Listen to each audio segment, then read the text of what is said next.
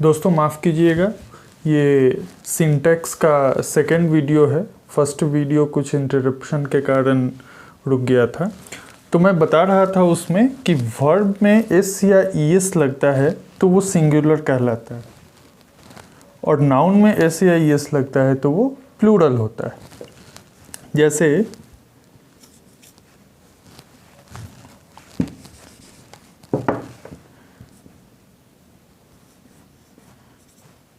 We go होता है but he goes, ये फर्स्ट पर्सन प्लूरल है, फर्स्ट पर्सन प्लूरल है वी। ये थर्ड पर्सन सिंगुलर है। सिंगुलर के साथ सिंगुलर आएगा as per subject verb agreement. तो इसको नोट कर लीजिए, वर्ब के साथ एस और ई एस है तो ये सिंगुलर है, नाउन के साथ एस और ई एस है तो वो प्लूरल है। जैसे मैंगो, मैंगो सिंगुलर है, ये नाउन है, इसके साथ एस या ई एस लगा तो क्योंकि वोवेल है तो ई एस लगेगा, तो ये प्लूरल हो जाता है, यानी कि बहुत सारे आम।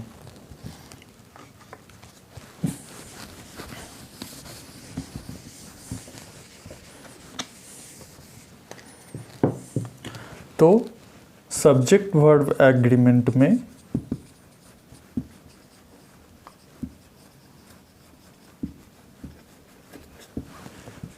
फर्स्ट रूल क्या है? When subject is singular,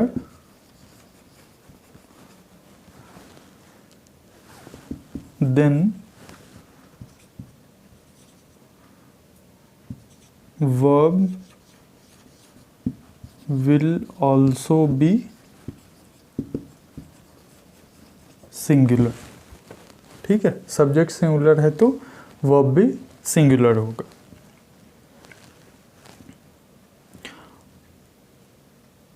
And when subject is plural, then verb will also be plural। ठीक है, जैसा हमने दो एग्जाम्पल दिखाया,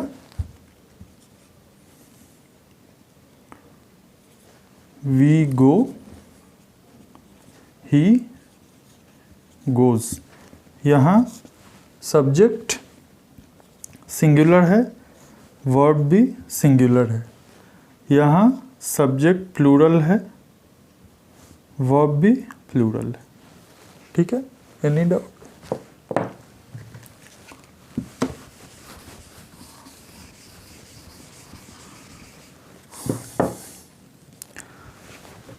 इसका सेकेंड रूल कहता है कि अगर कोई सब्जेक्ट किसी सेंटेंस में सबसे पहले आर्टिकल हो प्लस नाउन हो और एंड हो, फिर एक नाउन हो, तो उसका वर्ब सिंगुलर होता है। ओके, इसका वर्ब सिंगुलर होगा। जैसे द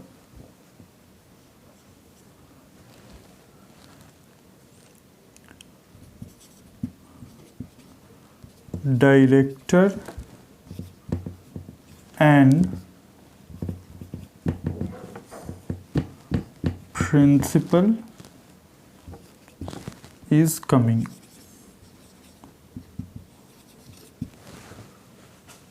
इस सेंटेंस का मीनिंग क्या हुआ? डायरेक्टर और प्रिंसिपल आ रहे हैं। यहाँ आपको दिख तो दो डेजिग्नेशन रहा है, एक डायरेक्टर और एक प्रिंसिपल, तो दो हुए ना, लेकिन इसके साथ इज सिंगुलर क्यों लगा? आर होना चाहिए। बट यहाँ क्या है, the director and principal is same person, so एक ही व्यक्ति आ रहा है, दैट्स वाई इट इज। वही अगर यहाँ भी हम द कर देते, द डायरेक्टर द प्रिंसिपल, तो ये दो पर्सन होता, फिर हमें यहाँ इज नहीं लगा करके आर लगाना पड़ता। ठीक है, तो अगर हमने यहाँ द नहीं लगाया है तो यहाँ ये सेम पर्सन है, सेंटेंस करेक्ट है, वर्ब सब्जेक्ट के हिसाब से है, सो एक ही सब्जेक्ट है, सो सिंगुलर वर्ब होगा। ठीक है, आर्टिकल पता है ना, ए एन और दी, ए एन दी, तीन आर्टिकल होते हैं। द किसी स्पेसिफिक के लिए यूज़ होता है, कोई स्पेशल के लिए। ए और एन एनी के केस में यूज़ होता है, एनी कोई। सो इसको डिटेल में मैं आर्टिकल में पढ़ाऊँगा। एन जो है वो वॉवेल्स के साथ लगता है, 5 वॉवेल्स हैं, ए ई आई ओ यू।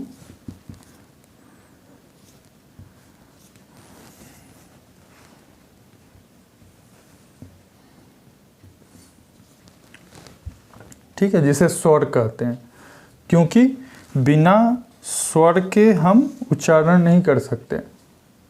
जैसे कोई भी वर्ड ले लीजिए, बिना वॉवेल्स के नहीं हो सकता, हम बोल ही नहीं पाएंगे। जैसे एम्प्टी, उच्चारण कर पाएंगे नहीं, इसी में ए लग गया तो MAT मैट। तो due to this vowel we are able to pronounce this word. So vowel के पहले एन लगता है और कॉन्सोनेंट के पहले ए लगता है। बाकी जो 21 बचे 26 लेटर में से, उसके साथ ए लगता है, इसके साथ एन लगता है। द स्पेसिफिक केसेस में, स्पेशल केसेस में लगता है, वो डिटेल में आपको मैं आर्टिकल के चैप्टर में बताऊंगा। तो ये हो गया। तो इससे एक और डेराइव हुआ, 2 का 1, 2 का 2। अगर किसी सेंटेंस में article plus noun plus and plus again article plus noun ऐसा हो तो वर्ब विल बी प्लूरल। यहाँ मैंने बताया the director and the principal.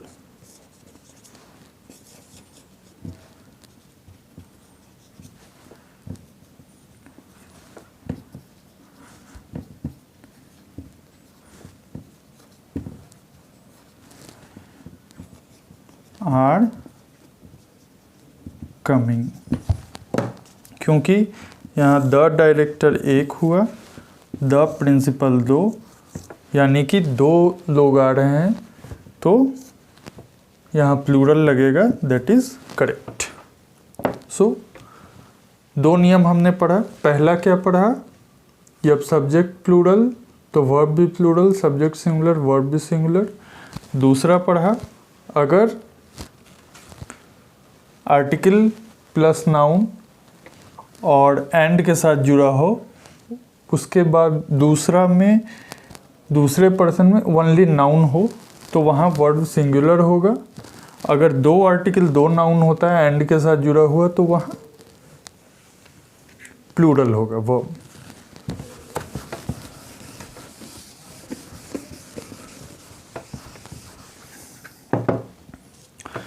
इसका तीसरा रूल ये कहता है कि इधर और या नीदर नॉर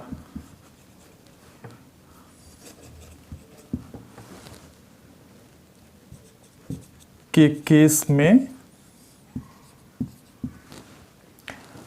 वर्ब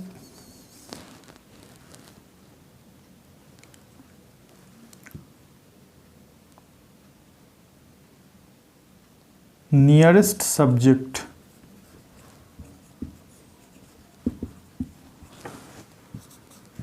के हिसाब से होता है।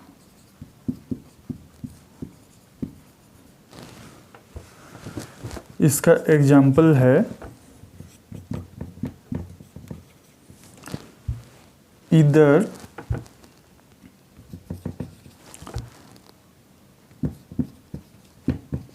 the principal or the students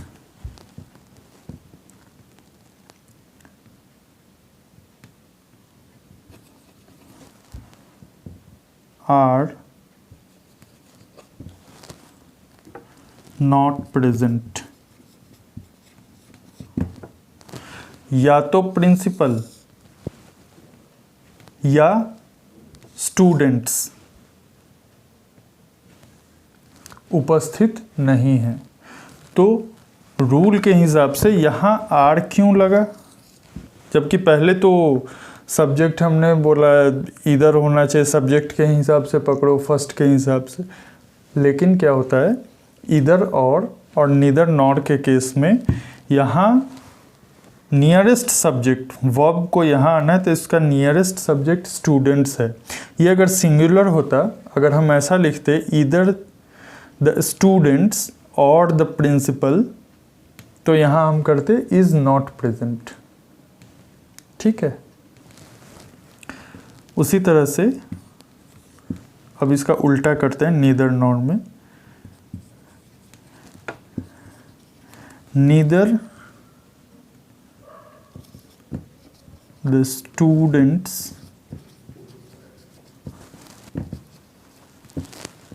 nor the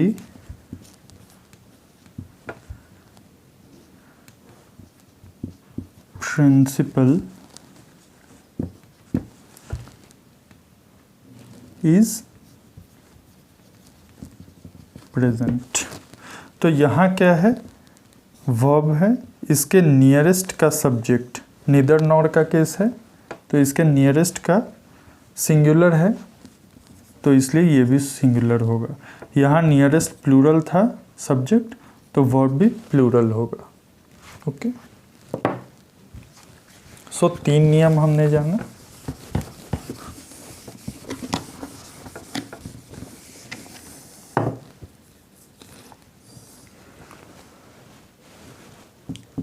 एक चौथा है anyone, everyone, no one। तो जहाँ जहाँ ये वन है ना, वन का सेंस आता है, एक का सेंस आता है, वहाँ वहाँ वर्ब भी सिंगुलर होगा।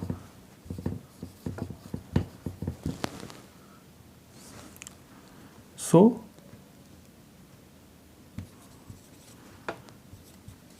no one is playing, everyone। यहाँ देखिए वन जैसे ही आ गया ना, सिंगुलर हो जाएगा, everyone is playing। ऐसे भी देख लीजिए, जहाँ भी डाउट होता है उसकी हिंदी कर लीजिए।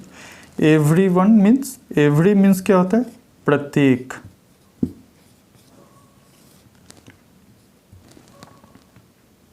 प्रति एक, तो एक का सेंस आया ना, तो सब्जेक्ट सिंगुलर, वर्ब भी सिंगुलर, कोई टेंशन नहीं।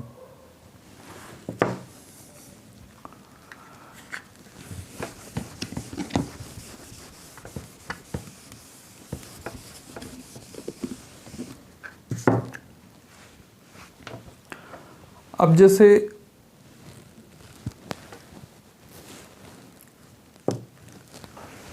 कुछ वर्ड्स होते हैं जिसमें एस, जो भी नेम होता है, नेम किसी का भी, जैसे नेम ऑफ द डिजीजेज है,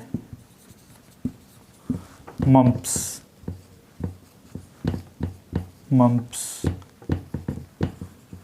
मिजल्स, तो ये सिंगुलर होगा ऑलवेज। मम्प्स सिंगुलर, इसके साथ हमेशा सिंगुलर वर्ब ही यूज होगा, ठीक है। नेम के साथ हर हमेशा सिंगुलर होगा, जैसे हेडक्वार्टर्स, क्वार्टर्स, तो ये सिंगुलर ही होता है, जैसे army headquarters. Premises,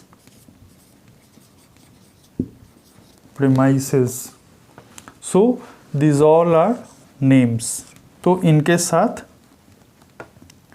verb will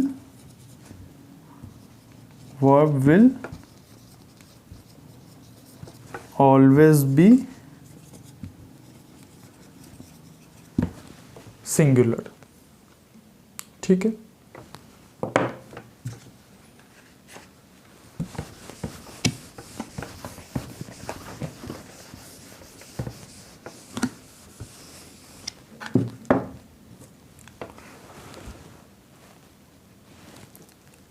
अब जैसे हमने सब्जेक्ट प्लस वर्ब एग्रीमेंट में जाना कि जब सब्जेक्ट सिंगुलर होता है तो वर्ब को जनरली सब्जेक्ट के हिसाब से रहना पड़ता है, इसको भी सिंगुलर होना पड़ता है। लेकिन एक एग्जाम्पल ऐसा है जहां अगर वर्ब सिंगुलर रहे तो सब्जेक्ट को सिंगुलर होना पड़ता है, वर्ब प्लूरल रहे तो सब्जेक्ट को प्लूरल होता है। जैसे there is a camera in this room, यहां वर्ब क्या है, सिंगुलर है, तो अ कैमरा, इसको भी सिंगुलर होना पड़ा, अ कैमरा को, क्योंकि there it is not a subject, it is not subject, यहाँ पहले वर्ब आया है तो जो पहले आता है दूसरे वाले को उसके हिसाब से रखना पड़ता है, ठीक है। तो कभी भी आपको जनरली कॉम्पिटिटिव एग्जामिनेशंस में सब्जेक्ट वर्ब एग्रीमेंट से सबसे ज़्यादा क्वेश्चंस मिलेंगे।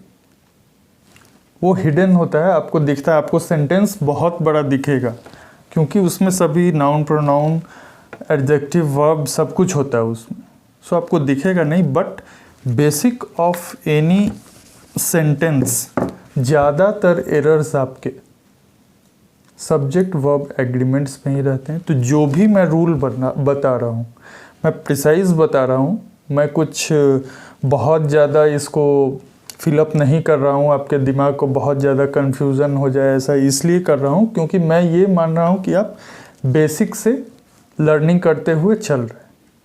तो आपको जितना भी प्रैक्टिस करना है इन्हीं के ऊपर करना है मिनिमम। जैसे हमने 3-4 रूल्स बताए, बस इसमें एंडलेस है, अगर आप अंदर जाएंगे तो एंडलेस है और उतने की बहुत ज़्यादा ज़रूरत भी नहीं है।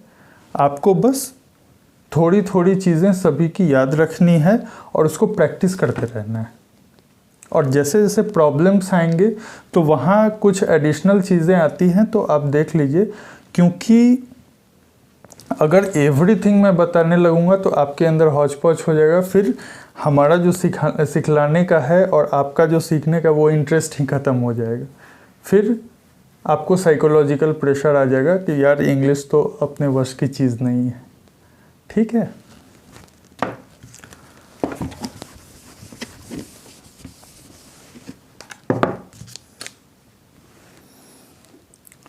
जैसे एक चीज़ देखिए,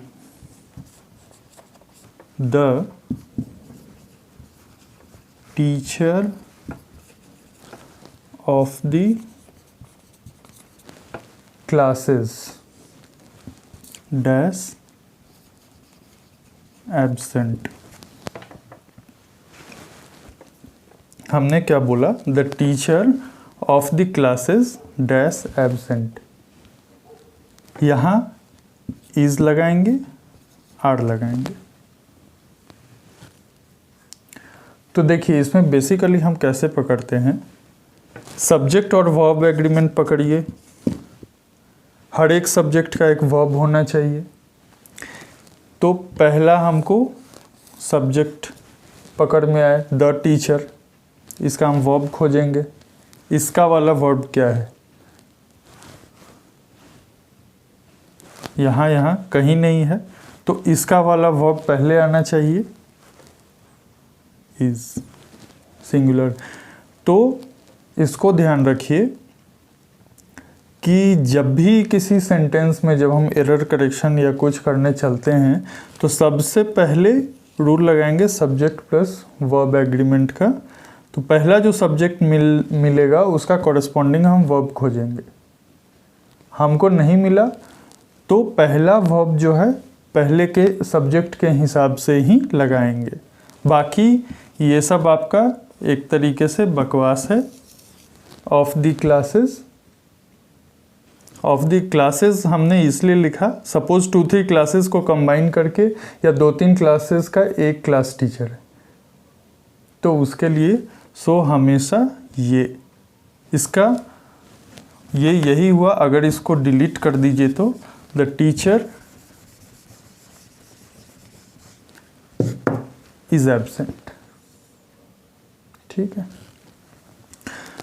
अब अगर रूल के हिसाब से जाएंगे तो बोलता है noun plus preposition plus noun रहे तो वर्ब जो होता है वो पहले नाउन के हिसाब से होता है। तो यहाँ था ना the teacher of the classes, तो ऑफ क्या है? प्रीपोजिशन है।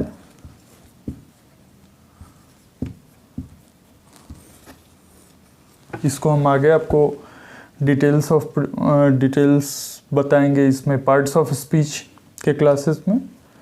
तो आपको जो भी एरर करेक्शन करना होता या प्रॉब्लम्स बनाते हैं तो उस समय ये ध्यान रखिए, सबसे basic thing subject verb agreement. आप सबसे पहले किसी सब्जेक्ट को पकड़ो। जैसे the policeman along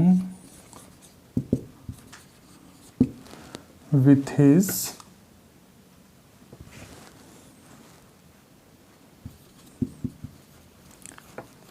colleagues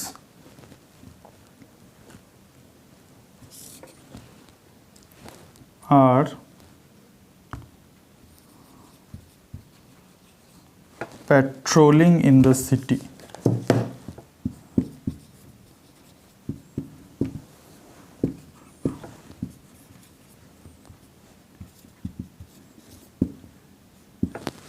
The policeman along with his colleagues is या are। फिर हम क्या करेंगे? पुलिसमैन को पकड़ेंगे। पहला हमारा सब्जेक्ट मिला, इसका हमको वर्ब खोजना है। along with his ये सब नहीं है, colleagues ये भी सब्जेक्ट है, तो वर्ब का है पहला वर्ब पहले सब्जेक्ट के हिसाब से। पहला subject policeman is patrolling in the city.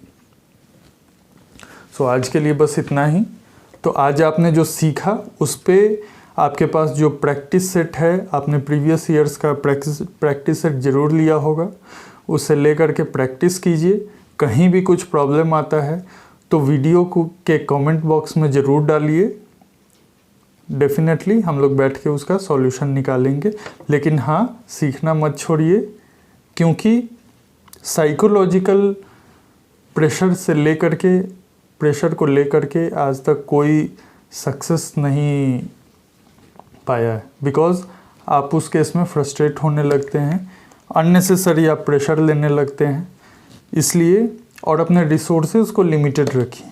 ये नहीं कि यहाँ से भी देख लो, वहाँ से भी देख लो, वहाँ आपका रिसोर्सेज लिमिटेड होना चाहिए और प्रैक्टिस ज़्यादा से ज़्यादा होना चाहिए, रिवीजन ज़्यादा से ज़्यादा होना चाहिए।